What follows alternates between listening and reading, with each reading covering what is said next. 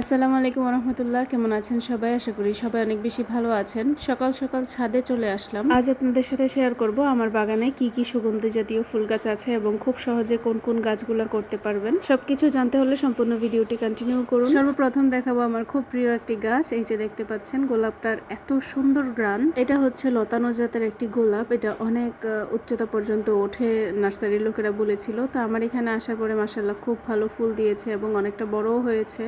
সবসময় এটার মধ্যে ফুল লেগেই থাকে আর এটার খুব সুন্দর একটা ঘ্রাণও আছে। আপনারা চাইলে এটা খুব সহজে নিয়ে আসতে পারেন। আমি এটা নিয়ে এসেছিলাম 100 টাকার মধ্যে। তারপর যে গাছটা দেখাবো সেটা সারাটা গরমকাল জুড়ে আমাকে খুব সুন্দর সুন্দর ফুল দেয় এবং আমার পুরোটা বাগান ঘ্রাণে ভরিয়ে রাখে। সেটা হচ্ছে বেলি ফুল গাছ। অল্প যত্নে খুব সুন্দর করে কাটিং থেকেই চারা তৈরি করা যায়, শুধুমাত্র ডালটা কেটে লাগিয়ে রাখলেই হয়। যারা নতুন বাগানি আছেন তারাও চাইলে এটা ট্রাই করতে পারেন, খুব সহজেই হয়ে যায়। এটার মতো অন্যান্য গাছ এতটা সহজে হয় না।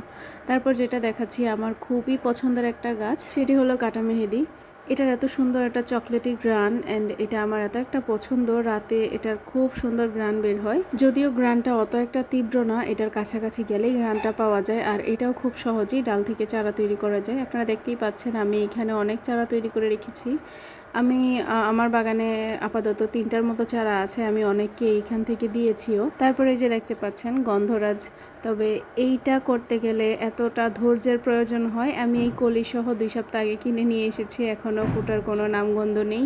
এর আগেও আমি একটা কিনেছিলাম, এটার অপেক্ষা করতে করতে আমার জীবন শেষ। আমি বলবো যাদের খুব বেশি ধৈর্য আছে তারা হচ্ছে এই গাছটা কিনবেন, যাদের ধৈর্য নেই তাদের এই গাছটা কেনার কোনো দরকার নেই। কলি তেমন একটা আসে না, যদিও আসে তারপরে এটা ফুটতে 2-3 সপ্তাহ সময় লাগে। তারপরে এই যে ছোট্ট গোলাপ গাছটা দেখতে পাচ্ছেন, এইটা হচ্ছে আমার খুবই পছন্দের গোলাপ গাছ। এটাতে এত সুন্দর একটা ফুল হয়। এই গোলাপের নাম আমি জানি না, তবে এটা থেকে খুব সুন্দর একটা ঘ্রাণ আসে। কিন্তু এই গাছটা খুব একটা হেলদি না হওয়ায় বারবার কেন যেন নষ্ট হয়ে যাচ্ছিল। তারপর এটাকে আমি উঠিয়ে দেখি এটার শিকড়টা কেন যেন ছড়াতেই পারছে না।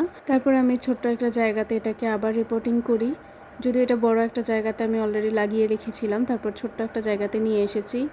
তো ভিডিওতে আরও অনেক গাছ আপনাদেরকে দেখাবো। তার আগে বলে রাখি, যদি আমার বাগানের ভিডিওগুলো আপনাদের পছন্দ হয় অবশ্যই আমার চ্যানেলটিকে সাবস্ক্রাইব করে রাখবেন এমন সুন্দর সুন্দর ভিডিও আরও পাওয়ার জন্য। অ্যান্ড কী ধরনের ভিডিও আপনাদের পছন্দ আমাকে অবশ্যই জানাবেন। আর এই ভিডিওটা আপনাদের কাছে কেমন লেগেছে, কোন গাছটা আপনাদের কাছে বেশি ভালো লেগেছে সেটাও কমেন্টে জানাতে পারেন। তারপর এই যে দেখুন খুবই সুঘ্রাণযুক্ত আরও একটি গাছ, যেটি আমার খুবই পছন্দ। এটাও বর্ষাকাল থেকে শীতের আগ পর্যন্ত আমার বাগানে খুব সুন্দর ফুল দেয়। ফুলটা ফুটে যাওয়ার পরে এত বেশি ভালো লাগে, যখন ফুল ফুটা শুরু করে অনেক দিন ফুল থাকে। তো এইটার নাম আমি বলছি না, কার কার বাগানে আছে অবশ্যই কমেন্টে জানান। আর এটার নাম যদি আপনার জানা থাকে সেটাও কমেন্টে জানান। আর এই ফুলের ঘ্রাণটা আপনার কাছে কেমন লাগে এটা জানাতেও একদমই ভুলবেন না।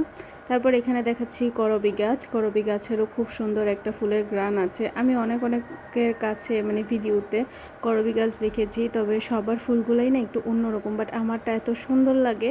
এই যে দেখুন একটা গোলাপের মতো লাগে পুরোটা ফুটে গেলে। আর এটার কাছে আসলে কেন যেন আমার কাছে গোলাপি লাক্সে সাবানের যে একটা সুন্দর ঘ্রাণ থাকে সেই ঘ্রাণটা আমি পাই। তো আজকের জন্য এখানেই বিদায় নিচ্ছি। আল্লাহ হাফেজ।